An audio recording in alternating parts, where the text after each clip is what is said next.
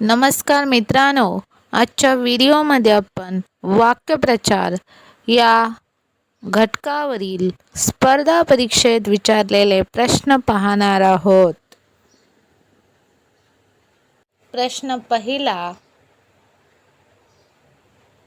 केसाने गळा कापणे या वाक्यप्रचाराचा खालील पर्यायातून योग्य अर्थाचा पर्याय निवडा. ऑप्शन 1 दुसऱ्याला फसविणे, ऑप्शन 2 विश्वासघात करणे, ऑप्शन 3 दुसऱ्याचे नुकसान करणे, ऑप्शन 4 विश्वासाला पात्र नसणे. या प्रश्नाचे योग्य उत्तर आहे विश्वासघात करणे. ऑप्शन क्रमांक 2.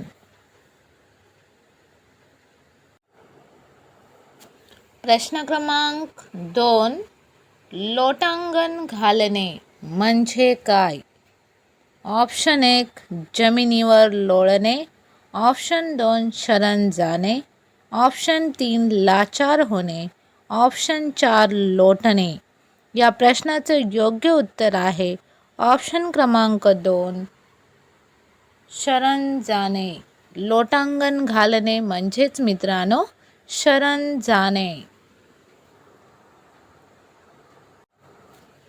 प्रश्न क्रमांक 3, घाशा गुंडाळणे या वाक्यप्रचाराला समानार्थी पुढीलपैकी डॅश डॅश डॅश हा आहे.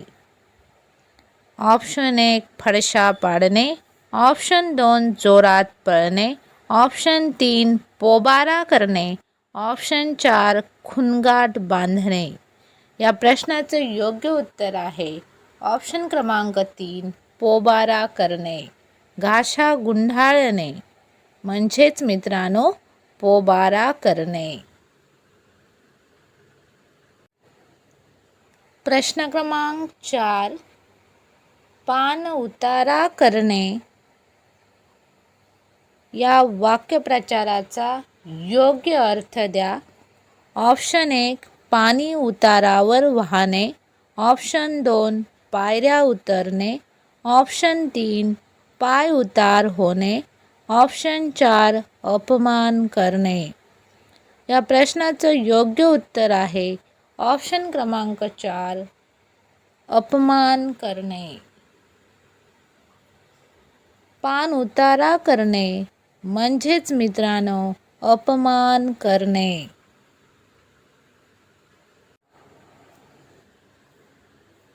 प्रश्न क्रमांक 5, पुढील वाक्यप्रचाराचा अर्थ सांगा. बोटे मोडणे. ऑप्शन 1 रागवणे, ऑप्शन 2 चरफडणे, ऑप्शन 3 आकडे मोजणे, ऑप्शन 4 दुखापत करणे. या प्रश्नाचे योग्य उत्तर आहे ऑप्शन क्रमांक 2 चरफडणे. बोटे मोडणे याचा अर्थ मित्रांनो चरफडणे. प्रश्न क्रमांक 6, विरजण घालणे या वाक्यप्रचाराचा योग्य अर्थ ओळखा. ऑप्शन 1 काही न चालू देणे, ऑप्शन 2 नष्ट करणे, ऑप्शन 3 निरुत्साही करणे, ऑप्शन 4 बदल. या प्रश्नाचे योग्य उत्तर आहे ऑप्शन क्रमांक 3 निरुत्साही करणे. विरजण घालणे याचा अर्थ मित्रांनो निरुत्साही करणे. प्रश्न क्रमांक 7, डोळ्यात अंजन घालणे म्हणजे. ऑप्शन 1 डोळ्यात काजळ घालणे, ऑप्शन 2 चूक लक्षात आणून देणे, ऑप्शन 3 डोळ्यात दुखापत होणे, ऑप्शन 4 डोळे रागाने मोठे करून पाहणे. या प्रश्नाचं योग्य उत्तर आहे ऑप्शन क्रमांक 2 चूक लक्षात आणून देणे. डोळ्यात अंजन घालणे म्हणजेच मित्रांनो चूक लक्षात आणून देणे. प्रश्न क्रमांक 8, तुणतुणे वाजवणे या वाक्यप्रचाराचा अर्थ काय? ऑप्शन 1 तेच तेच पुन्हा पुन्हा सांगणे. ऑप्शन 2 स्तुती करणे. ऑप्शन 3 निंदा करणे. ऑप्शन 4 अवास्तव बोलणे. या प्रश्नाचं योग्य उत्तर आहे ऑप्शन क्रमांक 1 तेच तेच पुन्हा पुन्हा सांगणे. तुणतुणे वाजवणे याचा अर्थ मित्रांनो तेच तेच पुन्हा पुन्हा सांगणे. प्रश्न क्रमांक 9 मुंगी होऊन साखर खाणे या वाक्यप्रचाराचा अर्थ काय? ऑप्शन 1 मुंग्यांना साखर द्यावी. ऑप्शन 2 मुंग्यासारखे वागावे. ऑप्शन 3 साखर मुंग्या खातात. ऑप्शन 4 विनयशीलपणे चांगल्या गोष्टी होतात. या प्रश्नाचं योग्य उत्तर आहे ऑप्शन क्रमांक 4 विनयशीलपणे चांगल्या गोष्टी होतात.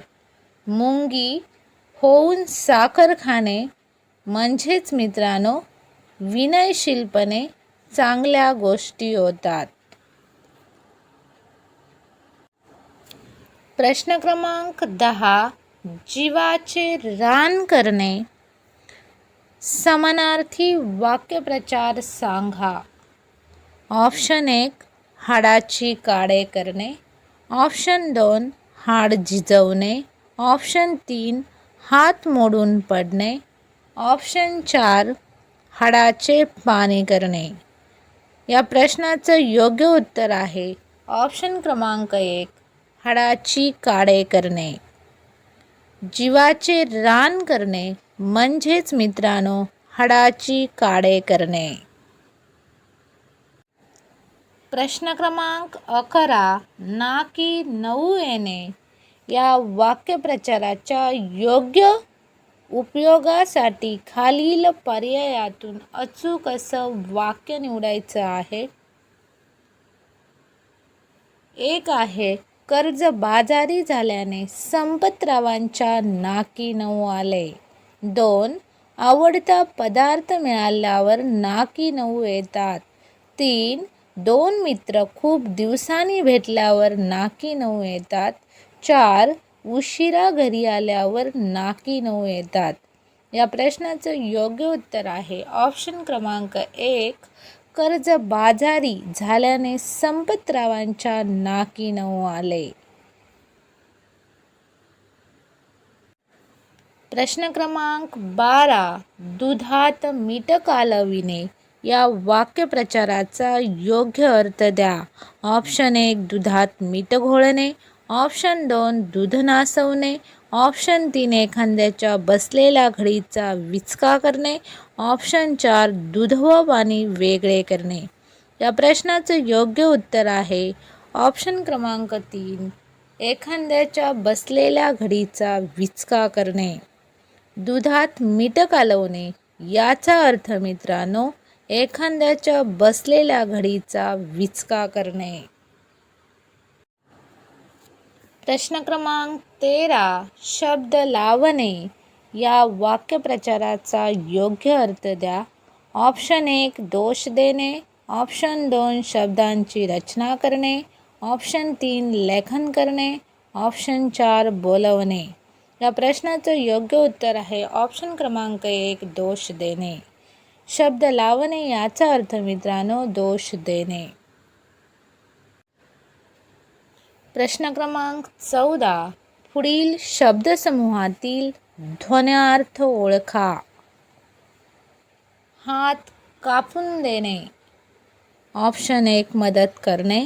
ऑप्शन 2 लेखी करार करून देणे. ऑप्शन 3 धीर सोडणे. ऑप्शन 4 हात अखडणे. या प्रश्नाचं योग्य उत्तर आहे ऑप्शन क्रमांक 2 लेखी करार करून देणे. हात कापून देणे याचा अर्थ मित्रांनो लेखी करार करून देणे. प्रश्न क्रमांक 15 पायरीने ठेवणे या वाक्यप्रचाराचा योग्य अर्थ द्या.